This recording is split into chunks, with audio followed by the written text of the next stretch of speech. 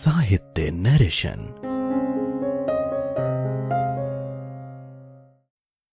सुनिए प्रेमचंद की कहानी ईदगाह।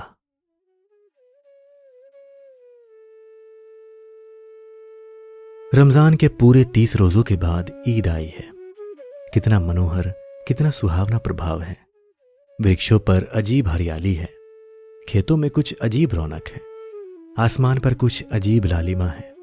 आज का सूर्य देखो कितना प्यारा, कितना शीतल है, यानी संसार को ईद की बधाई दे रहा है। गांव में कितनी हलचल है, ईदगाह जाने की तैयारियां हो रही हैं।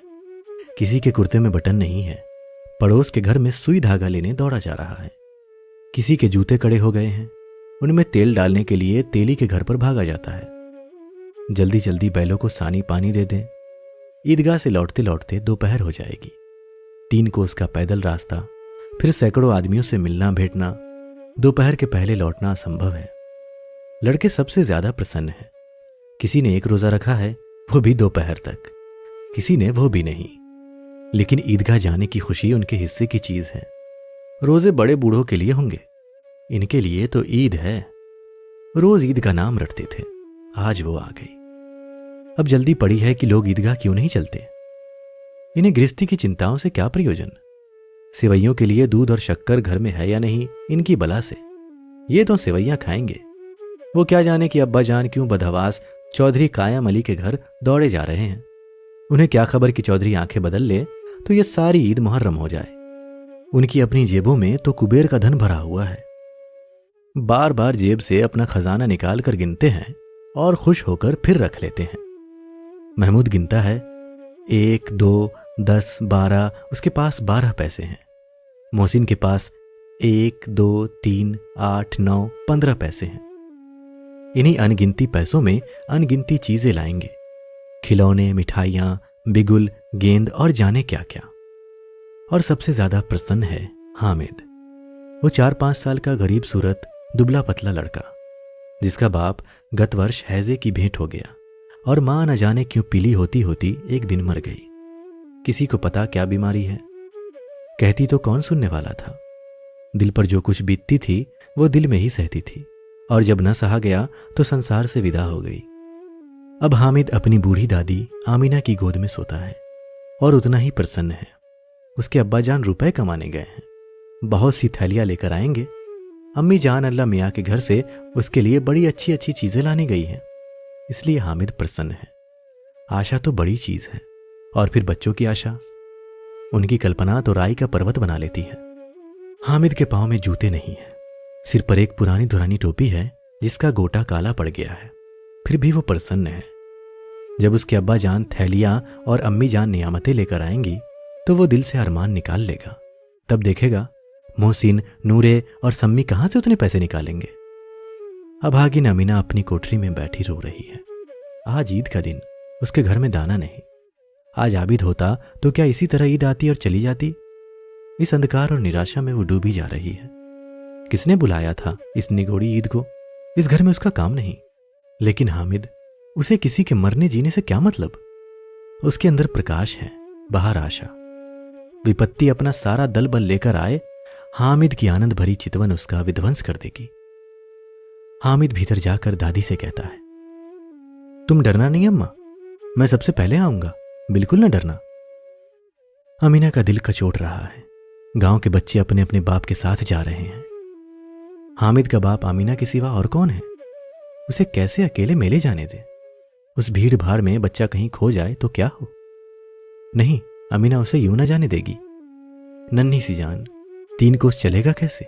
पैर में छाले पड़ जाएंगे, जूते भी तो नहीं है। वो थोड़ी थोड़ी दूर पर उसे गोद में ले लेती, लेकिन यहां सेवैया कौन पकाएगा। पैसे होते तो लौटते लौटते सब सामग्री जमा करके चटपट बना लेती। यहां तो घंटों चीजें जमा करते लगेंगे, मांगे का ही तो भरोसा ठहरा। उस दिन फहीमन के कपड़े सिले थे, 8 आने पैसे मिले थे। उस अठन्नी को ईमान की तरह बचाती चली आती थी इसी ईद के लिए। लेकिन कल ग्वालन सिर पर सवार हो गई तो क्या करती। हामिद के लिए कुछ नहीं है तो 2 पैसे का दूध तो चाहिए ही। अब तो कुल 2 आने पैसे बच रहे हैं। 3 पैसे हामिद की जेब में, 5 अमीना के बटुए में।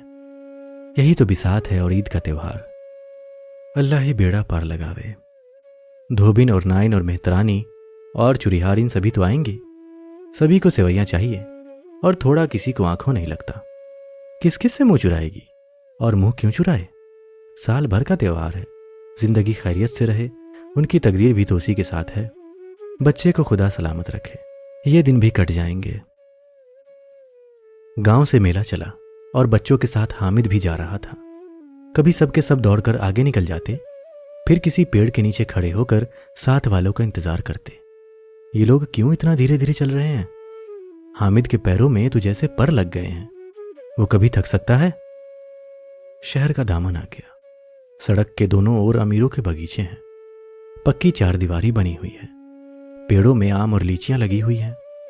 कभी कभी कोई लड़का कंकड़ी उठाकर आम पर निशाना लगाता है। माली अंदर से गाली देता हुआ निकलता है। लड़के वहां से एक फरलांग पर हैं, खूब हंस रहे हैं। माली को कैसा उल्लू बनाया है। बड़ी बड़ी इमारतें आने लगी। ये अदालत है, ये कॉलेज है, ये क्लब घर है। इतने बड़े कॉलेज में कितने लड़के पढ़ते होंगे? सब लड़के नहीं हैं जी, बड़े बड़े आदमी हैं। सच, उनकी बड़ी बड़ी मूछें हैं। इतने बड़े हो गए अभी तक पढ़ने जाते हैं। न जाने कब तक पढ़ेंगे और क्या करेंगे इतना पढ़कर। हामिद के मदरसे में 2-3 बड़े बड़े लड़के हैं, बिल्कुल 3 कौड़ी के। रोज मार खाते हैं, काम से जी चुराने वाले। इस जगह भी उसी तरह के लोग होंगे और क्या। क्लब घर में जादू होता है। सुना है यहां मुर्दों की खोपड़ियां दौड़ती हैं और बड़े बड़े तमाशे होते हैं, पर किसी को अंदर नहीं जाने देते। और वहां शाम को साहब लोग खेलते हैं, बड़े बड़े आदमी खेलते हैं, मूंछों दाढ़ी वाले, और मेमे भी खेलती हैं। सच, हमारी अम्मा को ये दे दो, क्या नाम है, बैट, तो उसे पकड़ ही ना सके, घुमाते ही लुढ़क जाएं। महमूद ने कहा। हमारी अम्मी जान का तो हाथ कांपने लगे, अल्लाह कसम। मोहसिन बोला, चलो मनु आटा पीस डालती है, जरा सा बैट पकड़ लेंगी तो हाथ कांपने लगेंगे। सैकड़ों घड़े पानी रोज निकालती है, 5 घड़े तो तेरी भैंस पी जाती है। किसी मेम को 1 घड़ा पानी भरना पड़े तो आंखों तले अंधेरा छा जाए। महमूद, लेकिन दौड़ती तो नहीं, उछल कूद तो नहीं सकती। मोहसिन, हाँ उछल कूद तो नहीं सकती, लेकिन उस दिन मेरी गाय खुल गई थी और चौधरी के खेत में जा पड़ी थी। अम्मा इतना तेज दौड़ी कि मैं उन्हें पा न सका। सच। आगे चले। हलवाइयों की दुकानें शुरू हुई। आज खूब सजी हुई थी। इतनी मिठाइयां कौन खाता है? देखो ना, एक एक दुकान पर मनो होंगी। सुना है रात को जिन्नात आकर खरीद ले जाते हैं। अब्बा कहते थे कि आधी रात को एक आदमी हर दुकान पर जाता है और जितना माल बचा होता है वो तुलवा लेता है और सचमुच के रुपए देता है। बिल्कुल ऐसे ही रुपए। हामिद को यकीन ना आया। ऐसे रुपए जिन्नात को कहां से मिल जाएंगे? मोहसिन ने कहा, जिन्नात को रुपयों की क्या कमी, जिस खजाने में चाहे चले जाएं। लोहे के दरवाजे तक उन्हें नहीं रोक सकते जनाब। आप हैं किस फेर में? हीरे जवाहरात तक उनके पास रहते हैं। जिससे खुश हो गए उसे टोकरों जवाहरात दे दिए। अभी यहीं बैठे हैं, 5 मिनट में कलकत्ता पहुंच जाएं। हामिद ने फिर पूछा, जिन्नात बहुत बड़े बड़े होते हैं? मोहसिन, एक एक सिर आसमान के बराबर होता है जी। जमीन पर खड़ा हो जाए तो उसका सिर आसमान से जा लगे, मगर चाहे तो एक लोटे में घुस जाए। हामिद, लोग उन्हें कैसे खुश करते होंगे? कोई मुझे ये मंत्र बता दे तो एक जिन को खुश कर लो। मोहसिन, अब ये तो मैं नहीं जानता, लेकिन चौधरी साहब के काबू में बहुत से जिन्नात हैं। कोई चीज चोरी हो जाए, चौधरी साहब उसका पता लगा देंगे और चोर का नाम बता देंगे। जुमराती का बछुआ उस दिन खो गया था। 3 दिन हैरान हुए, कहीं न मिला। तब झक मारकर चौधरी के पास गए। चौधरी ने तुरंत बता दिया, मवेशी खाने में है, और वहीं मिला। जिन्नात आकर उन्हें सारे जहान की खबर दे जाते हैं। अब उसकी समझ में आ गया कि चौधरी के पास क्यों इतना धन है और क्यों इतना सम्मान है। आगे चले। ये पुलिस लाइन है, यही सब कांस्टेबल कवायद करते हैं। रैटन फाइफो रात को बेचारे घूम घूम कर पहरा देते हैं, नहीं चोरियां हो जाए। मोहसिन ने प्रतिवाद किया, ये कांस्टेबल पहरा देते हैं? तभी तुम बहुत जानते हो अजी हजरत, ये चोरी करते हैं। शहर के जितने चोर डाकू हैं सब इनसे मिले रहते हैं। रात को ये लोग चोरों से तो कहते हैं चोरी करो, और आप दूसरे मोहल्ले में जाकर जागते रहो पुकारते हैं। तभी इन लोगों के पास इतने रुपए आते हैं। मेरे मामू एक थाने में कांस्टेबल है, 20 रुपया महीना पाते हैं, लेकिन 50 रुपए घर भेजते हैं। अल्लाह कसम। मैंने एक बार पूछा था कि मामू आप इतने रुपए कहां से पाते हैं? हंसकर कहने लगे, बेटा अल्लाह देता है।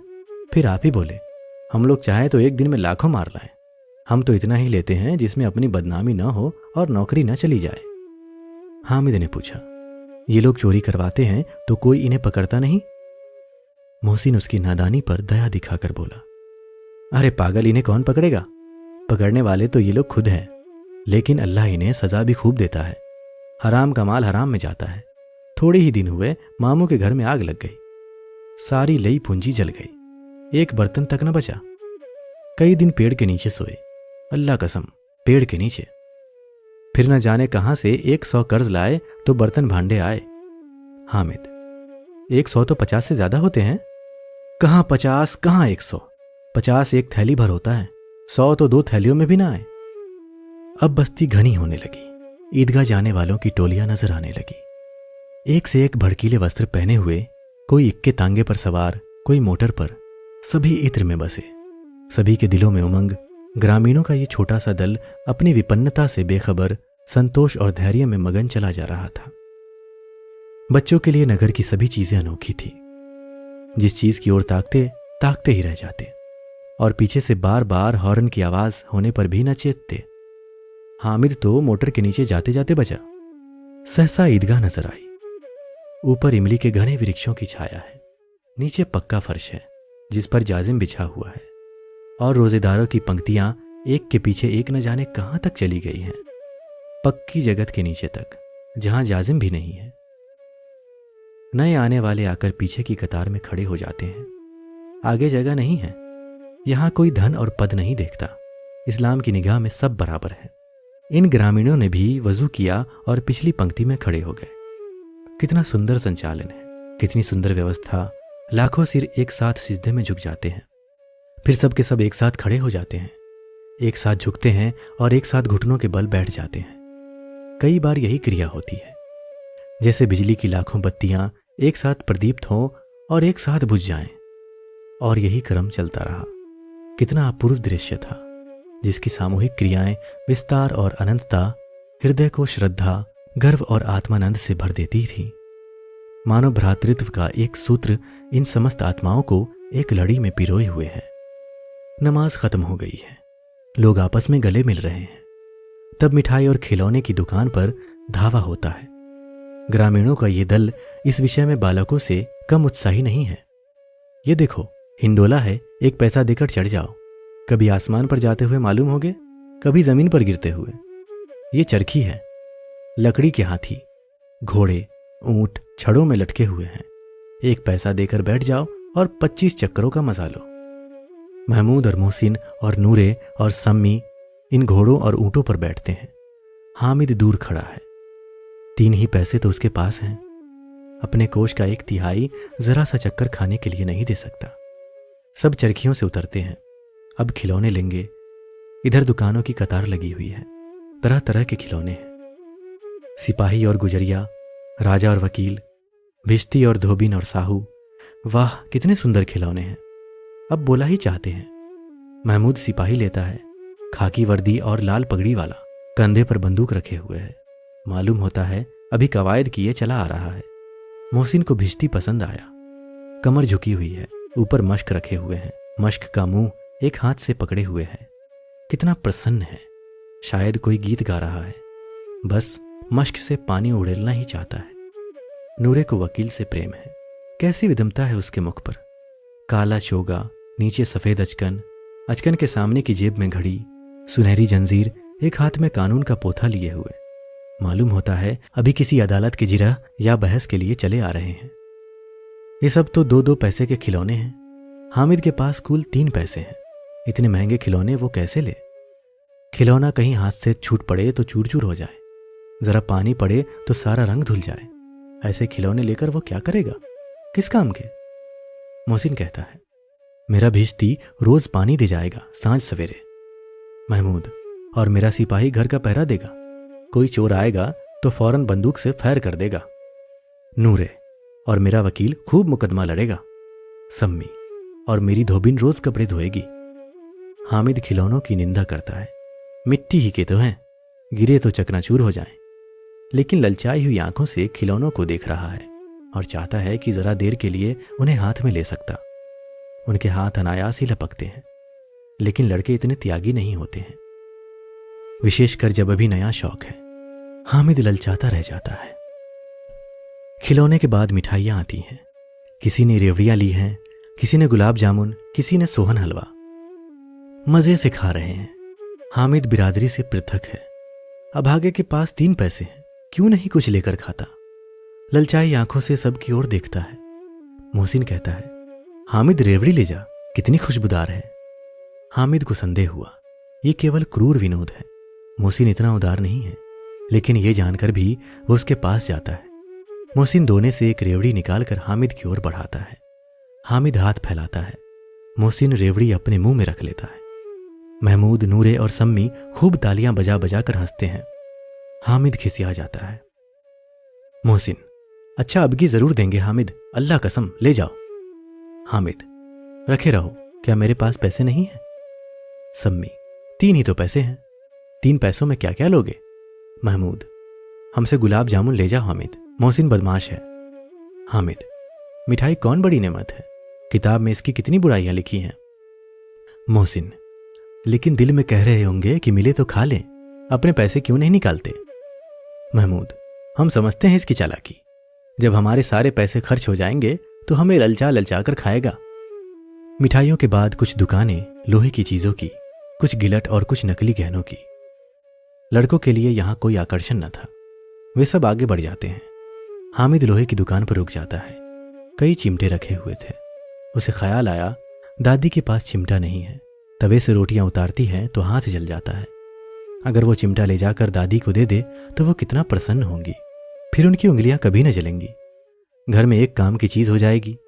खिलौने से क्या फायदा, व्यर्थ में पैसे खराब होते हैं। जरा देर ही तो खुशी होती है, फिर तो खिलौने को कोई आंख उठाकर नहीं देखता। ये तो घर पहुंचते पहुंचते टूट फूट बराबर हो जाएंगे, या छोटे बच्चे जो मेले में नहीं आए हैं जिद करके ले लेंगे और तोड़ डालेंगे। चिमटा कितने काम की चीज है। रोटियां तवे से उतार लो, चूल्हे में सेक लो। कोई आग मांगने आए तो चटपट चूल्हे से आग निकाल कर उसे दे दो। अम्मा बेचारी को कहां फुर्सत है कि बाजार आए, और इतने पैसे ही कहां मिलते हैं, रोज हाथ जला लेती है। हामिद के साथ ही आगे बढ़ गए। सबील पर सब के सब शरबत पी रहे हैं। देखो सब कितने लालची हैं। इतनी मिठाइयां ली, मुझे किसी ने एक भी न दी। उस पर कहते हैं मेरे साथ खेलो, मेरा ये काम करो। अब अगर किसी ने कोई काम करने को कहा तो पूछूंगा, खाए मिठाइयां, आप मुंह सड़ेगा, फोड़े फुंसियां निकलेंगी, आप ही जबान चटोरी हो जाएगी। तब घर से पैसे चुराएंगे और मार खाएंगे। किताब में झूठी बातें थोड़ी ही लिखी हैं, मेरी जबान क्यों खराब होगी। अम्मा चिमटा देखते ही दौड़कर मेरे हाथ से ले लेंगी और कहेंगी, मेरा बच्चा अम्मा के लिए चिमटा लाया है, कितना अच्छा लड़का है। इन लोगों के खिलौने पर कौन इन्हें दुआएं देगा। बड़ों की दुआएं सीधे अल्लाह के दरबार में पहुंचती हैं और तुरंत सुनी जाती है। मेरे पास पैसे नहीं हैं, तभी तो मोहसिन और महमूद यूं मिजाज दिखाते हैं। मैं भी इनसे मिजाज दिखाऊंगा। खेले खिलौने और खाए मिठाइयां। मैं नहीं खेलता खिलौने, किसी का मिजाज क्यों सा हूं। मैं गरीब सही, किसी से कुछ मांगने तो नहीं जाता। आखिर अब्बा जान कभी न कभी आएंगे, अम्मा भी आएंगी ही। फिर इन लोगों से पूछूंगा, कितने खिलौने लोगे? एक एक को टोकरियों खिलौने दूं और दिखा दूं कि दोस्तों के साथ इस तरह का सलूक किया जाता है। ये नहीं कि एक पैसे की रेवड़ियां ली तो चिढ़ा चिढ़ा कर खाने लगे। सब के सब खूब हंसेंगे कि हामिद ने चिमटा लिया है। हंसे मेरी बला से। उसने दुकानदार से पूछा, ये चिमटा कितने का है? दुकानदार ने उसकी ओर देखा और कोई आदमी साथ न देखकर कहा, तुम्हारे काम का नहीं है जी। बिकाऊ है कि नहीं? बिकाऊ क्यों नहीं है, और यहां क्यों लाद लाए हैं? तो बताते क्यों नहीं कि क्या पैसे का है? 6 पैसे लगेंगे। हामिद का दिल बैठ गया। ठीक ठीक 5 पैसे लगेंगे, लेना हो लो, नहीं चलते बनो। हामिद ने कलेजा मजबूत करके कहा, 3 पैसे लोगे? ये कहता हुआ वो आगे बढ़ गया कि दुकानदार की घुड़कियां न सुने, लेकिन दुकानदार ने घुड़कियां नहीं दी, बुलाकर चिमटा दे दिया। हामिद ने उसे इस तरह कंधे पर रखा मानो बंदूक है और शान से अकड़ता हुआ संगियों के पास आया। जरा सुने सब के सब क्या आलोचनाएं करते हैं। मोहसिन ने हंसकर कहा, ये चिमटा क्यों लाया पगले, इसे क्या करेगा? हामिद ने चिमटे को जमीन पर पटक कर कहा, जरा अपना भीजती जमीन पर गिरा दो, सारी पसलियां चूर चूर हो जाएं बच्चों की। महमूद बोला, तो ये चिमटा कोई खिलौना है? हामिद, खिलौना क्यों नहीं है? अभी कंधे पर रखा, बंदूक हो गई, हाथ में ले लिया, फकीरों का चिमटा हो गया। चाहूं तो इससे मजीरे का काम ले सकता हूं। एक चिमटा जमा दूं तो तुम लोगों के सारे खिलौने की जान निकल जाए। तुम्हारे खिलौने कितना ही जोर लगाएं, मेरे चिमटे का बाल भी बांका नहीं कर सकते। मेरा बहादुर शेर है चिमटा। सम्मी ने खंजरी ली थी, प्रभावित होकर बोला, मेरी खंजरी से बदलोगे? 2 आने की है। हामिद ने खंजरी की ओर उपेक्षा से देखा। मेरा चिमटा चाहे तो तुम्हारी खंजरी का पेट फाड़ डाले। बस एक चमड़े की झिल्ली लगा दी, डब डब बोलने लगी, जरा सा पानी लग जाए तो खत्म हो जाए। मेरा बहादुर चिमटा आग में, पानी में, आंधी में, तूफान में बराबर डटा खड़ा रहेगा। चिमटे ने सभी को मोहित कर लिया। अब पैसे किसके पास धरे हैं? फिर मेले से दूर निकल आए हैं। 9 कब के बज गए। धूप तेज हो रही है, घर पहुंचने की जल्दी हो रही है। बाप से जिद भी करें तो चिमटा नहीं मिल सकता। हामिद है बड़ा चालाक, इसीलिए बदमाश ने अपने पैसे बचा रखे थे। अब बालकों के 2 दल हो गए हैं। मोहसिन, महमूद, सम्मी और नूरे एक तरफ हैं, हामिद अकेला दूसरी तरफ। शास्त्रार्थ हो रहा है। सम्मी तो विधर्मी हो गया, दूसरे पक्ष से जा मिला। लेकिन मोहसिन, महमूद और नूरे भी हामिद से 1-1, 2-2 साल बड़े होने पर भी हामिद के आघातों से अंकित हो उठे हैं। उसके पास न्याय का बल है और नीति की शक्ति।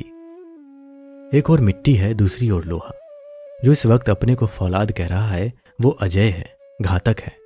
अगर कोई शेर आ जाए तो मियाँ भीष्टी के छक्के छूट जाएं। मियाँ सिपाही मिट्टी की बंदूक छोड़कर भागें।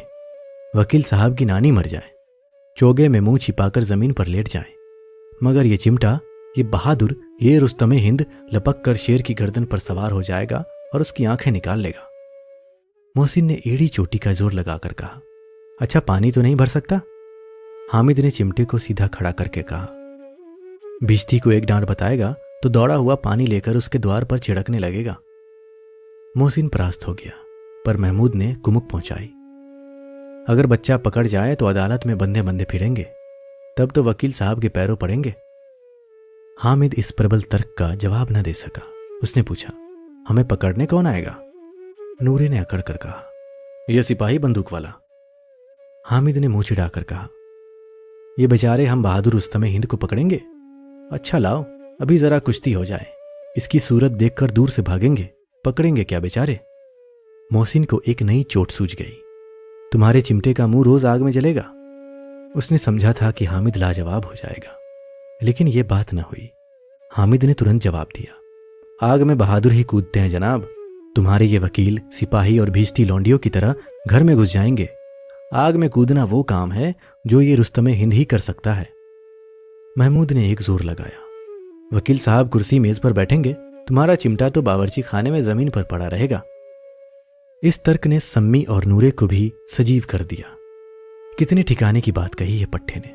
चिमटा बावर्ची खाने में पड़ा रहने के सिवा और क्या कर सकता है।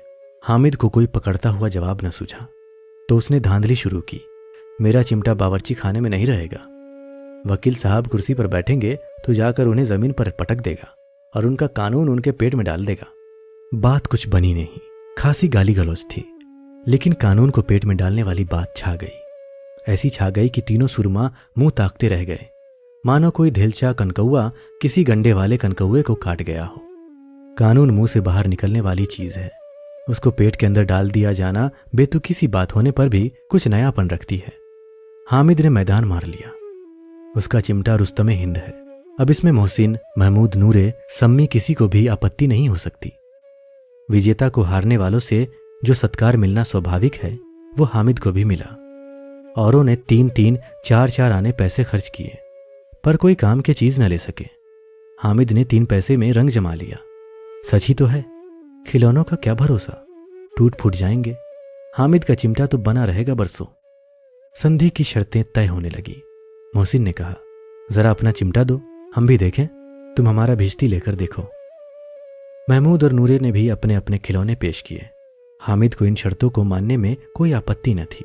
चिमटा बारी बारी से सबके हाथ में गया और उनके खिलौने बारी बारी से हामिद के हाथ में आए। कितने खूबसूरत खिलौने थे। हामिद ने हारने वालों के आंसू पोंछे, मैं तुम्हें चिढ़ा रहा था, सच। ये चिमटा भला इन खिलौने की क्या बराबरी करेगा। मालूम होता है अब बोले। लेकिन मोहसिन की पार्टी को इस दिलासे से संतोष नहीं होता। चिमटे का सिक्का खूब बैठ गया है। चिपका हुआ टिकट अब पानी से नहीं छूट रहा है। मोहसिन, लेकिन इन खिलौनों के लिए कोई हमें दुआ तो ना देगा? महमूद, दुआ को लिए फिरते हो, उल्टे मार न पड़े। अम्मा जरूर कहेंगी कि मेले में यही मिट्टी के खिलौने मिले। हामिद को स्वीकार करना पड़ा कि खिलौनों को देखकर किसी की माँ इतनी खुश न होंगी जितनी दादी चिमटे को देखकर होंगी। 3 पैसों में ही उसे सब कुछ करना था और उन पैसों के इस उपयोग पर पछतावे की बिल्कुल जरूरत न थी। फिर अब तो चिमटा रुस्तमे हिंद है और सभी खिलौनों का बादशाह। रास्ते में महमूद को भूख लगी। उसके बाप ने केले खाने को दिए। महमूद ने केवल हामिद को साझी बनाया। उसके अन्य मित्र मुंह ताकते रह गए। ये उस चिमटे का प्रसाद था। 11 बजे गांव में हलचल मच गई। मेले वाले आ गए। मोहसिन की छोटी बहन ने दौड़कर भिश्ती उसके हाथ से छीन लिया और मारे खुशी के जा उछली तो मियाँ भिश्ती नीचे आ रहे और सुरलोक सिधारे। इस पर भाई बहन में मारपीट हुई। दोनों खूब रोए। उनकी अम्मा ये शोर सुनकर बिगड़ी और दोनों को ऊपर से 2-2 चांटे और लगाए। मियाँ नूरे के वकील का अंत उनके प्रतिष्ठानुकूल इससे ज्यादा गौरवमय हुआ। वकील जमीन पर या ताक पर तो नहीं बैठ सकता, उसकी मर्यादा का विचार तो करना ही होगा। दीवार में खूंटियां गाड़ी गई। उन पर लकड़ी का एक पटरा रखा गया। पटरे पर कागज का कालीन बिछाया गया। वकील साहब राजा भोज की भांति सिंहासन पर विराजे। नूरे ने उन्हें पंखा झलना शुरू किया। अदालतों में खस की टट्टियां और बिजली के पंखे रहते हैं, क्या यहां मामूली पंखा भी ना हो? कानून की गर्मी दिमाग पर चढ़ जाएगी कि नहीं? बांस का पंखा आया और नूरे हवा करने लगे। मालूम नहीं पंखे की हवा से या पंखे की चोट से वकील साहब स्वर्ग लोक से मृत्यु लोक में आ रहे और उनका माटी का चोला माटी में मिल गया। फिर बड़े जोर शोर से मातम हुआ और वकील साहब की अस्थि घूरे पर डाल दी गई। अब रहा महमूद का सिपाही। उसे चटपट गांव का पहरा देने का चार्ज मिल गया। लेकिन पुलिस का सिपाही कोई साधारण व्यक्ति तो नहीं जो अपने पैरों चले। वो पालकी पर चलेगा। एक टोकरी आई। उसमें कुल लाल रंग के फटे पुराने चिथरे बिछाए गए जिसमें सिपाही साहब आराम से लेटे। नूरे ने ये टोकरी उठाई और अपने द्वार का चक्कर लगाने लगे। उनके दोनों छोटे भाई सिपाही की तरह सोने वाले जागते लहो पुकारते चलते हैं, मगर रात तो अंधेरी ही होनी चाहिए। महमूद को ठोकर लग जाती है। टोकरी उसके हाथ से छूटकर गिर पड़ती है और मियाँ सिपाही अपनी बंदूक लिए जमीन पर आ जाते हैं और उनकी एक टांग में विकार आ जाता है। महमूद को ज्ञात हुआ कि वो एक अच्छा डॉक्टर है। उसको ऐसा मरहम मिल गया जिससे वो टूटी टांग को आनन फानन जोड़ सकता है। केवल गूलर का दूध चाहिए। गूलर का दूध आता है, टांग जवाब दे देती है। शल्य क्रिया असफल हुई तब उसकी दूसरी टांग भी तोड़ दी जाती है। अब कम से कम एक जगह आराम से बैठ तो सकता है। एक टांग से तो न चल सकता था न बैठ सकता था। अब वो सिपाही सन्यासी हो गया है। अपनी जगह पर बैठा बैठा पहरा देता है। कभी कभी देवता भी बन जाता है। उसके सिर का झालरदार साफा खुरच दिया गया है। अब उसका जितना रूपांतर चाहो कर सकते हो। कभी कभी तो उससे बाट का काम भी लिया जाता है। अब मियाँ हामिद का हाल सुनिए। अमीना उसकी आवाज सुनते ही दौड़ी और उसे गोद में उठाकर प्यार करने लगी। सहसा उसके हाथ में चिमटा देखकर वो चौंकी। ये चिमटा कहाँ था? मैंने मोल लिया है। कै पैसे में? 3 पैसे दिए। अमीना ने छाती पीट ली। ये कैसा बेसमझ लड़का है कि दोपहर हुआ कुछ खाया न पिया, लाया क्या? चिमटा? सारे मेले में तुझे और कोई चीज न मिली जो ये लोहे का चिमटा उठा लिया? हामिद ने अपराधी भाव से कहा। तुम्हारी उंगलियां तवे से जल जाती थी इसलिए मैंने इसे ले लिया। बुढ़िया का क्रोध तुरंत स्नेह में बदल गया और स्नेह भी वो नहीं जो प्रगल्भ होता है और अपनी सारी कसक शब्दों में बिखेर देता है। ये मुंह के स्नेह था, खूब ठोस, रस और स्वाद से भरा हुआ। बच्चे में कितना त्याग, कितना सद्भाव और कितना विवेक है। दूसरों को खिलौने लेते और मिठाई खाते देखकर इसका मन कितना ललचाया होगा। इतना जब्त इससे हुआ कैसे? वहां भी इसे अपनी बुढ़िया दादी की याद बनी रही। अमीना का मन गदगद हो गया। और अब एक बड़ी विचित्र बात हुई, हामिद के इस चिमटे से भी विचित्र। बच्चे हामिद ने बूढ़े हामिद का पाठ खेला था। बुढ़िया अमीना बालिका अमीना बन गई। वो रोने लगी, दामन फैलाकर हामिद को दुआएं देती जाती थी और आंसू की बड़ी बड़ी बूंदें गिरती जाती थी। हामिद इसका रहस्य क्या समझता? तो दोस्तों, अभी आप सुन रहे थे मुंशी प्रेमचंद की लिखी कहानी ईदगाह।